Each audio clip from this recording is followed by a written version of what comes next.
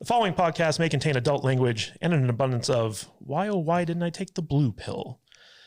So buckle up, nerds, because today we're talking about Matrix Resurrections.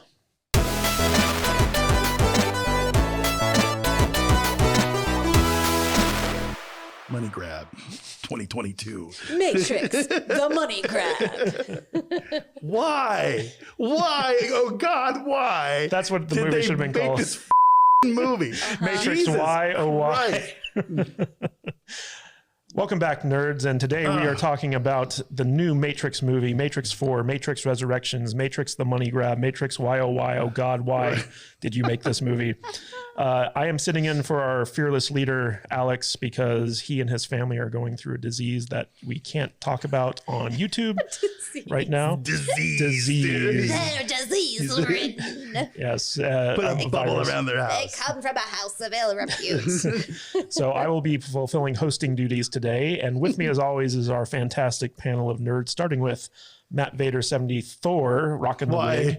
Hello, Matthew Kadish. I need my hammer. Right You now. do need your I hammer. but I don't really feel like I'm going to get in character. But this thing needs some smiting.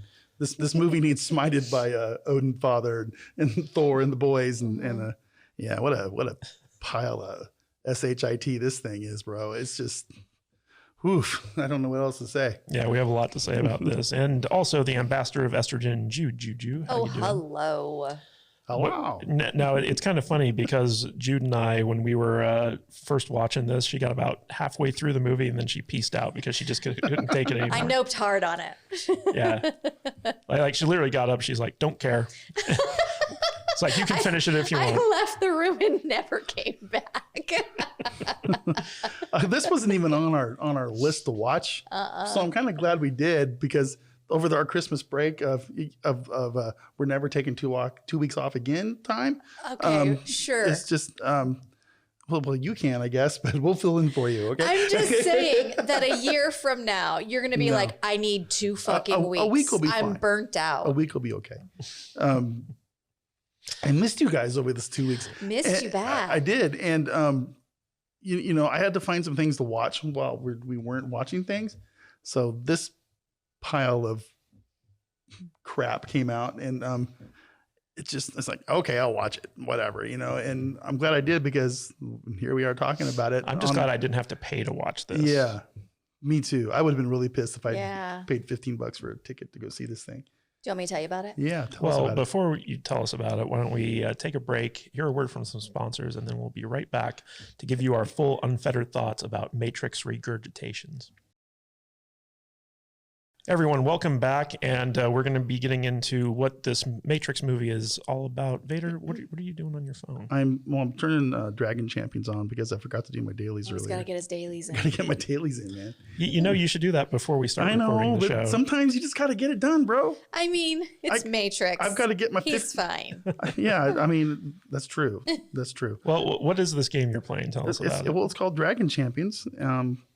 It's this silly little game where I have to log on every day to get my coins and do my battles and climb up the ladders and get my crew together and level them up and, you know, got all that other stuff. Can See, you I- talk I- about it and play it at the same I got time? my dailies all out of the way in the morning Well, you're before a the smart show man. You're a started smart recording. And it's cool. It's a fantasy game. It's kind of like a World of Warcraft style with like orcs and knights and stuff like that. And it's called a hero collector's game. And basically what that means is like you go through this fantasy world and you collect all these different heroes and you unlock them by finding their shards by doing missions. And you got to build them up, armor them up, level them up. Oh, you got the sound effects going too. And basically you create teams in which you can go and fight other players with or do other challenges, PvE challenges and stuff like that. I've been playing it since launch. It's a fantastically fun game. I play it every day. And it was started by these guys in Russia out of their garage. And they just, you know, have like a great art style and it was a lot of fun. And when we kind of went to them and talked about partnering up, they took a look at our podcast and were like, we don't really understand you, but we're willing to take a chance. And so they believe in us and we believe in them. Listen, comrade. Yes. Yes, we shake hands and drink vodka. You play game, you watch movies. It's okay. All Yeah. right. So if you want to check out this game, just go to saltynerd.com/DC, the letters D and C. And that'll take you to the store where you can download the app. It's free to play, so like you don't have to pay anything to download it. The game does have microtransactions though, so just be careful. You don't want to spend too much money on this game. But everything that you spend on in the game cycles back to us as an affiliate deal. So you'll be helping us out if you decide to do that. Give us your money. Anyway, Vader, are you done with your dailies yet? I'm done. We can go. We can move on. Okay. Yes. All right. So The Matrix Resurrections, Jude. Yes. Tell us about this movie. 2021, The Matrix Resurrections, rated R with a runtime of 2 hours and 28 freaking minutes. Jesus. This had a budget of $190 million. Vader, what do you think this brought in? I have no idea. I can't even venture a guess. $427 million. It did not. Yes. No. I agree with you. Get out. No. Okay. So, Where did you get that figure? Google. I don't know if that's shenanigans. accurate. There's shenanigans afoot. I'll trust her. Okay. I'll trust her. All right, I'm Googling it right now. I mean, I think that I think the HBO Max likes to fudge the numbers because they can just make stuff up because people can't. Lord Google says The Matrix. Oh, that says Revolutions. God damn it. Yeah. So like, I think this grossed. I typed in Matrix Resurrection box office, and it gave me Revolutions. Yeah, I think this one brought in $106 million. Its opening weekend or week or something like that. Okay. So I don't know if they actually like hit that 400 million. Okay, Collider says that Matrix Resurrections crosses 100 million worldwide even before China release. So let's say 200 million. Let's just say like a little over 100 million. It made its budget back at least. No. What's its budget? No, You its don't budget think? was 190. Oh, really? Yeah. Okay. All right. I mean, it hasn't been out that long, Yeah. so like there's no way it hit 500 million Okay. yet. I'm very sorry. I did not catch that said Revolutions when I typed in Resurrection. You know You what? have one job. I know. And you know what else? We have the power of the edit button, so it doesn't matter. He's going to leave all I'm of gonna leave this this in. in. Yeah, totally. I love you anyway, Jude. Thank you. I love you too. Okay. Okay, so here's what it's about. Everyone who already died in the previous Matrix movies is real-live. Neo is some bald dude. Trinity has a shitty husband and shitty kids. Morpheus isn't Lawrence Fishburne.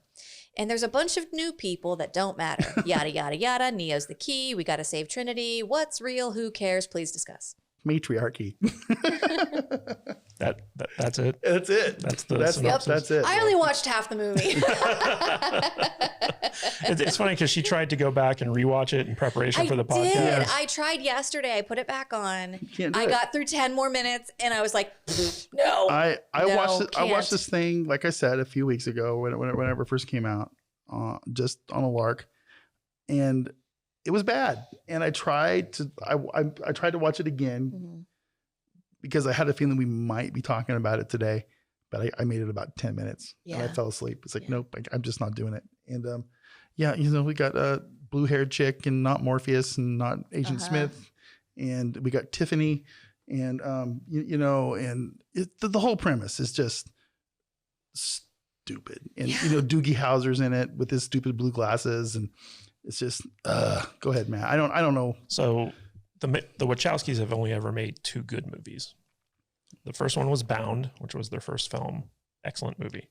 The second one was the original Matrix. Yeah. Every other movie the Wachowskis have made, in my opinion, has been shit. Mhm. Like, it just hasn't been good. And this is only half the You Wachowskis. didn't like Jupiter's landing field or where the fuck that was Jupiter called? Ascending? Yeah.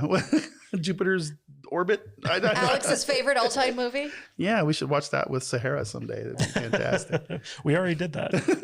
Did do that. Audio only though, so unfortunately. But so like the Wachowskis have had this long track record of making like terrible films ever since the first Matrix. And I think that's mostly because it's one of those syndromes where after the first Matrix hit so big, everyone lauded them as like, brilliant artists. And so people stopped telling them no, or that their ideas sucked. And I feel like somebody should have told Lana that a lot of her ideas for this movie sucked. So let's just get into it.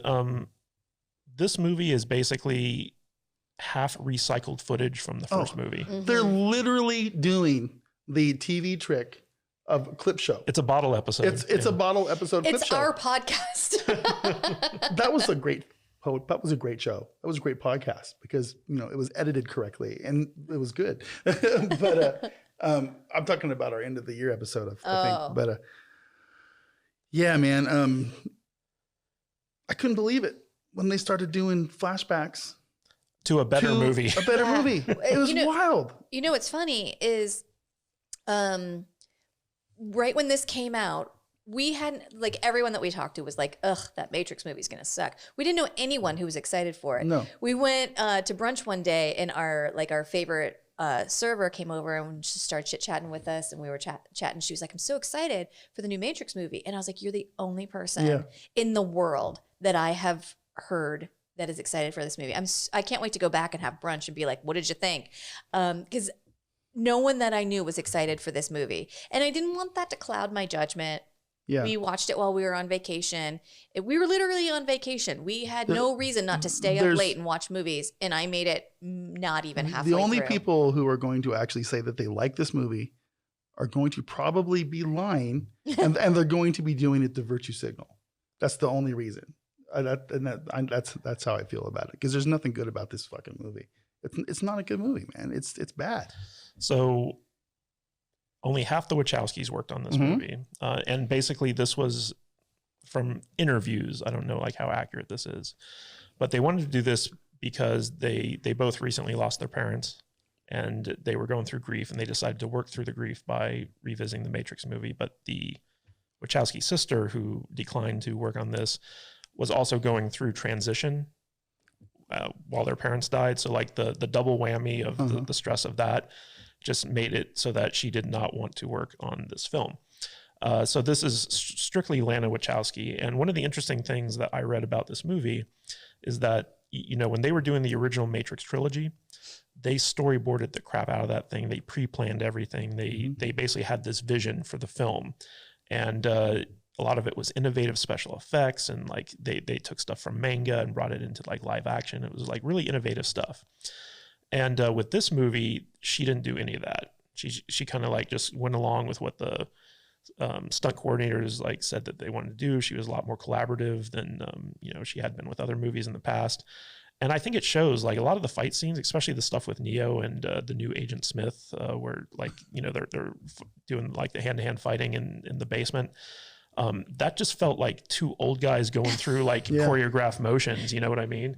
And there was nothing original in this movie. One of the things that made the first Matrix so awesome was just how original and innovative it was. Like we had seen stuff with that movie that we'd never seen before. And this just felt like a rehash of stuff that we've seen done better since then. Right.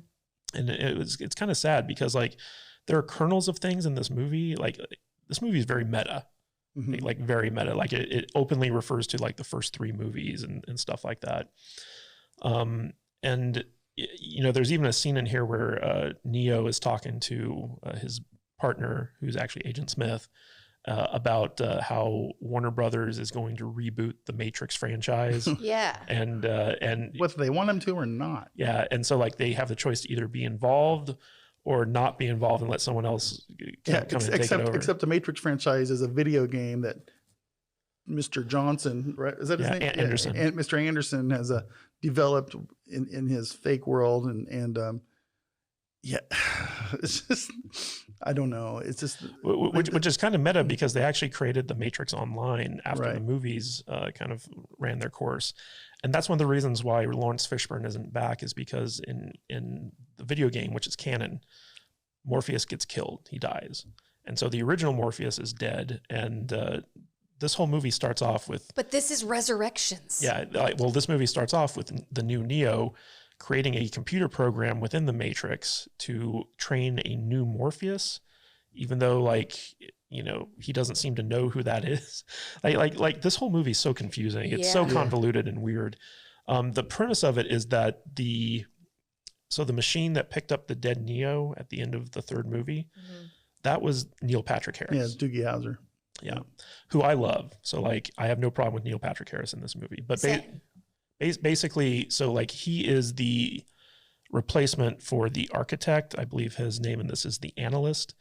And he came up with this idea that if Neo and Trinity are close to one another, their kind of like natural connection supercharges all the other human batteries.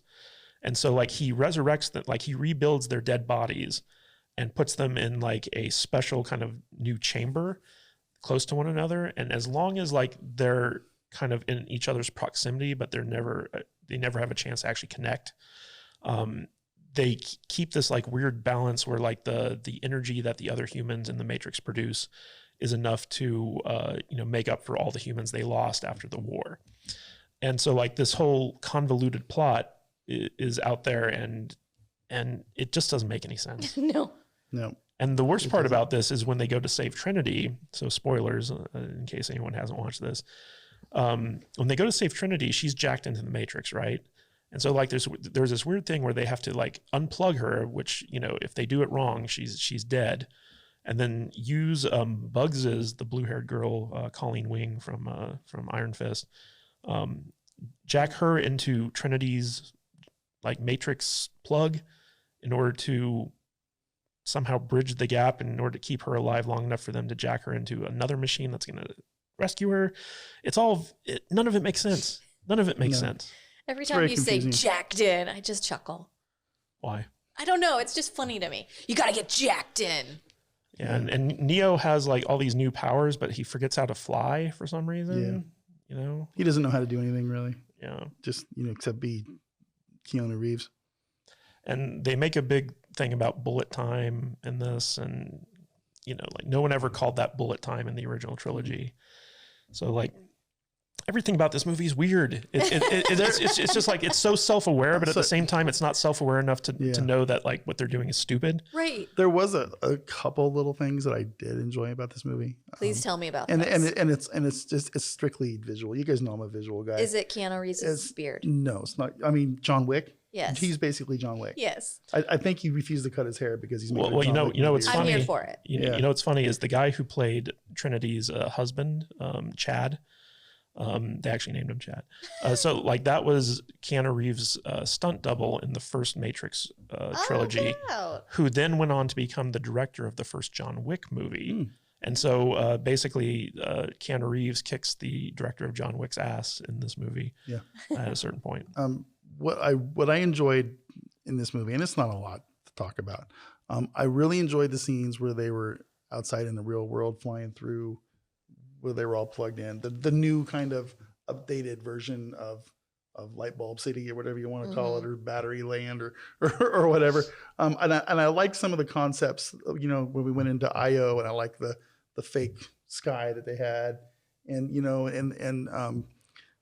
but the part that I really liked was that they had members of the artificial life who were sympathetic and who were working together with the humans. And I liked how they had the interface with them, that they could come into the physical world with the cool like metal that made them like morph into like humanoid shapes, and they could talk through that. You know what I'm talking about? Nope. You didn't. You don't remember? She left before that part. But that was I just go, oh, that's a really cool concept. I mean, and I just found it kind of neat. I mean, and that's the best thing I could say about it, is that there was neat. And then when they brought in Naomi or whatever, and I'm like, oh fuck. You mean Jada Pinkett Smith? Jada Pinkett Smith. Wouldn't this chick be like 180 years old or something at this point? I don't know. But it seemed really strange that they would bring her back, and they tried to like have all these gaps to connect them to the original movies, and just I don't feel like really any of them worked. They even brought like the Merovingian back as some kind of psychopath. That scene bothered me. It was terrible. Yeah. It was just like the Merovingian just comes out of nowhere. They introduced these characters called like the Forsaken or something like that, which are basically all these programs that in the original Matrix trilogy they were already exiled, so like they were already outside the system. Now I guess they're even further outside the system. But while the Merovingian just like he kind of comes out of nowhere and he tells his followers to fight these guys, and as they're fighting them, the Merovingian's just up on this like catwalk yelling all this like meta stuff, like weird inside jokes and things of that nature, and then he just fucks off and we never hear from him again. And like he has no role to play in this movie other than to show up. He's a member berry. Yeah. I'm so glad I didn't watch the rest of this movie. I think that was the scene that you pieced out on, actually, when the Merovingian like showed up. But yeah, like, so the character who plays the like refurbished Agent Smith, Jonathan Groff. Yeah, like I did not like the actor that they chose to play. Like, I'm sure he's a fine person, fine actor, but I don't feel like he fit the Agent Smith role very well. And the fact that Hugo Weaving had the smarts not to come back to this movie, he would have made the movie better. He would have. He would have been the movie. He would have, but I think he had like theater commitments when they were shooting this, and so like he couldn't come back and reprise the role. But when Jonathan Groff comes out when they're trying to assassinate Neo, and he's like, "Mr. Anderson," and I'm just like, "Oh God." Well, you know what really annoys me about that? I mean, that would have been cool, but like, I missed it, having versions of the characters from the first movies that weren't the same versions really threw me. The Agent Smith stuff threw me. I did not like recasting that role. You know.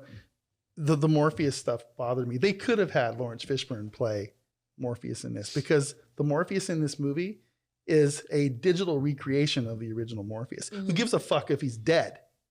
It's the same guy. Yeah. You know what I'm saying? They could have had the same exact person play Morpheus. He's just not. He's digital Morpheus now, not human Morpheus. So them having just this other dude play the role, it didn't work.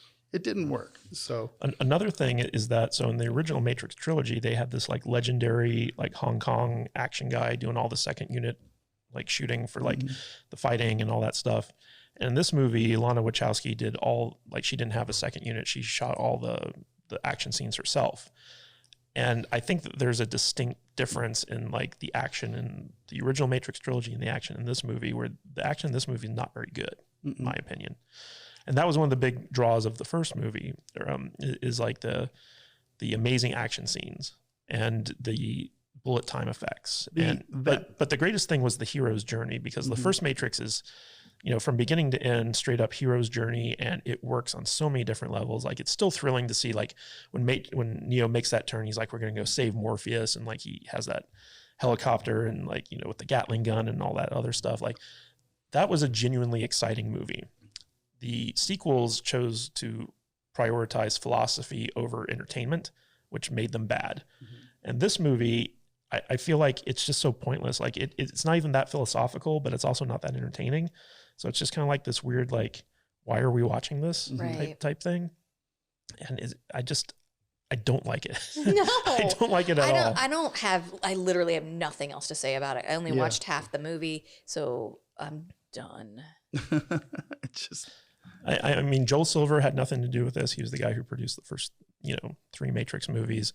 Bill Pope, who was the cinematographer, brilliant cinematographer, worked on the first 3 movies. He had nothing to do with this movie. The guy who did the original score for the Matrix, Don Davis, didn't come back for this movie. Like, there's a lot of stuff, like they tried to bring back some of the actors for this film, but they didn't bring back any of the people behind the scenes that made the original trilogy like so good.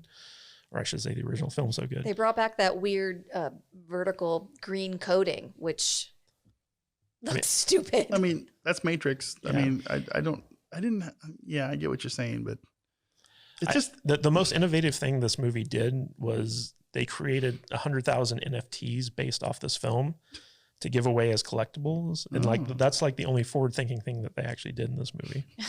We're not talking about any excuse. I think the best parts of this movie were the flashbacks to the original. Yeah, I'd see that. They brought back, so like there's this weird character that's on screen right now. She's played by Priyanka Chopra Jonas, and she was a little girl in the original Matrix trilogy. She was the little girl on the subway, right? Yeah, a little girl on the subway. Now she's all grown up, and funny enough, like that is like Nick Jonas's wife. In real life. Huh. And and she starred in this TV series called Quantico. But like she comes into the picture, and I totally didn't remember like her child character in the sequels because like she just was kind of shoehorned in thank there. goodness we have the flashbacks to the original movie. Yes, thank Because they goodness. explain that, right? Yeah. Yeah. And so like you know, like there are all these new additions.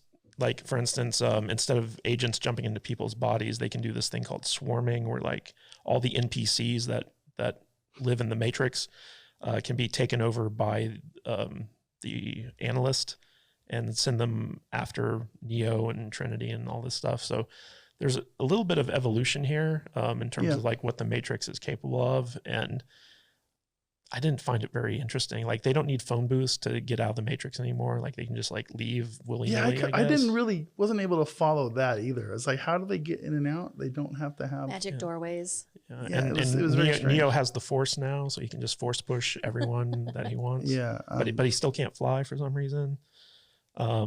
It's really weird. And they did this weird thing, Jude pointed it out, where so they see themselves as their original characters, but everyone else sees them as a different person. So like there'll be these little flashes of Neo as like this tall, bald guy. Trinity is this woman with long blonde hair and stuff like that.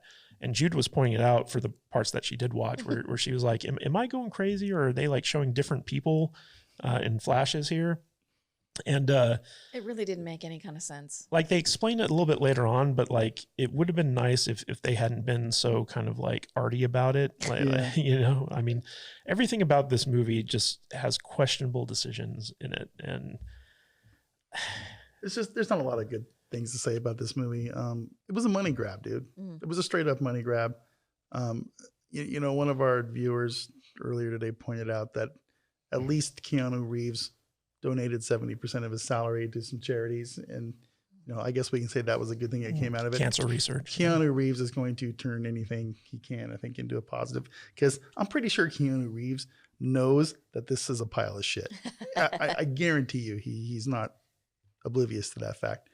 And, you know, I'm pretty sure that there were some favors he called in on him to come do this. You know, the thing that gets me about this movie is that, so you would think that they would use this as a way to pass the torch to like a new crew so that they could go on and make new adventures within the Matrix, as opposed to like trying to like recycle Trinity and Neo. But this movie ends with it being very clear that like, oh, Trinity and Neo are here to stay. And if there is another movie, they're going to be in it. And it's kind of like, you know, like it almost feels like there should have been like a whole new like cast of characters here. Well, Trinity's the new chosen one because she knows how to fly now and everything. Well, it's kind of like the Force dyad of, you know, like silly. Like Kylo Ren and Rey, where it's basically like the two of them together are the one in a weird way. And every good man has to have that strong woman behind him, you know. Well, I don't mind them being like their little like duo. Like I think that's kind of it's always kind of been like that, where she believed in him, and then that belief translates to him believing in her now, and so like they both are on equal footing. You know, nothing happened in this movie where it was like Neo wasn't degraded for the sake of Trinity. You know. There's just like a lot of nonsense that happened in this movie. Like at a certain point, it looks like the analyst has checkmated everyone because he's got bullet time and he can like move faster than anyone because he controls the Matrix. And then the new Agent Smith shows up just out of nowhere, complete Deus Ex Machina. And he's just like, oh, I'm going to fight you for plot reasons. And then like after he like, you know, fucks up the analyst, he's like, okay, bye. And then like he fucks off and like we never see him again, as he pulled a Merovingian basically. And it was just such a terrible plot contrivance. I was like, did nobody take a pass at this script and tell them like, hey, there's so many problems with this thing that you need to work out before you start filming? I don't know. Obviously not. So obviously not. All right, let's wrap this up because I can't really think of anything else to talk about. I can't think of anything else to say about it. Vader, what would you rate this, and what's your final thoughts? I don't have anything else to say about this, and it's a 1-star shit fest. It's terrible. I don't care if I ever see it again. It never needed to be made. Nobody wanted this movie. It's just a complete money grab. I'm really annoyed it even exists, to be completely honest with you. So, and that's all I got to say. Jude, what's your final thoughts and final rating? I agree. It's a 1-star crap fest. I'm so glad I didn't finish it. And if I had, I know that I would be really upset about the amount of time that I wasted on it. I never wanted to see it. I was really surprised when I heard it was coming out. I only know one person that was excited for it. And Stephanie, I love you. You're fantastic. And I hope that you enjoyed it. There's apparently $100 million worth of people that did. Or at least we're curious. Not 400 million? Shush. Well, we watched it. There's a lot of people that watched it. Yeah. I hope that the people who are diehard Matrix fans got what they wanted out of this. I can't say that I am that person. Therefore, I never wanted this movie. I'm glad I didn't finish it. I will never finish it. I won't watch the next one. 1-star crap fest. There's not going to be a next one. Well, I hope there's not. Who knows? But I didn't think there was going to be a fourth one. Matrix, that's the true. re-resurrections. Matrix Erections. That's the porn version. That'll be a better movie. Yeah. I can't give this movie a 1-star because I don't think it was a terrible film. It was just extremely disappointing and contrived. I'd give it a solid 2 stars out of 5, I think. You're being far too kind. Yes, you are. In my opinion. I probably am, but I feel like this movie had a lot of interesting ideas to it with just incredibly poor execution. And so, I can't give it a 1 star. I just, don't think it warrants that. But this movie really feels like the Wachowskis needed something that they could go back to, because after the failure of Jupiter Ascending, they probably couldn't get anything made because that was such a huge bomb. Jupiter Ascending, when was that? Like 2012? I think it was 2014, actually. Okay. They might have shot it in 2012, but it took them 2 years to get it out. But 2015. 2015, yeah. I know that there was a lot of delays there, but that movie was such a huge bomb that it felt to me like they were going back to the Matrix because that's the only thing that they could actually get made at this point, because nobody wants to give them money to make these huge epics anymore because their track record has been failure after failure after failure. So time to go to streaming services and make some smaller shows. Yeah, and their series on Netflix got canceled. They did this show called Sense8, which terrible. Oh, yeah, that had mixed reviews. Well, it also didn't make a whole lot of sense. I could kind of see where they were going with it, but it was wasn't a very good show. So yeah, this just felt like a cash grab to me. This felt like something that they did to try to save their careers, or at least Lana did. And it's just not worth it. It's not worth it to me. I don't think this movie should have been made. And it's so long. It's really long. Yeah. So I would not recommend this to anyone. But yeah, I'm going to be a little bit more kind to it than you guys with 2 stars. Anyway, guys, that was our talk about The Matrix Resurrection. Let us know what you think about this in the comments, and tell us if we're wrong, if we're right, if we're being a little bit too hard on this movie. But we'd be interested to hear what your thoughts are on it. Matt Vader 74, where can people find you on the socials? You can find me at Matt Vader 74 on Twitter, Instagram, YouTube, and it's salty_nerd on Twitter. And yeah, that's it. And Jude, where can people find you? You can find me at I am Jude Juju on Instagram, Twitter, and TikTok. And you can find our Facebook page at the Salty Nerd Podcast on Facebook. And you can find me at Matthew Kadish, Kadish on Twitter. KadishBooks.com takes you to my Amazon page. And don't forget to check out our membership area at saltynerdclub.com because there you get all types of interesting episodes. We do 4 episodes just for members every month. You get access to all of our back catalog. We got Foundation on there. We're doing Doctor Who this month and a lot of standalone movie reviews as well. You get access to all that, all commercial free, so you don't have to sit through any YouTube ads or ad reads from the podcasting platforms or anything like that. And we also got a great community over there through our Discord server, so be sure to sign up for one of our tiers and check out the members only area, and I guarantee you'll like it, or your money back. Not really. Anyway, guys, this is Matthew Kadish sitting in for Alex, who hopefully will be back very soon, and we'll catch you next time. Stay salty, my friends.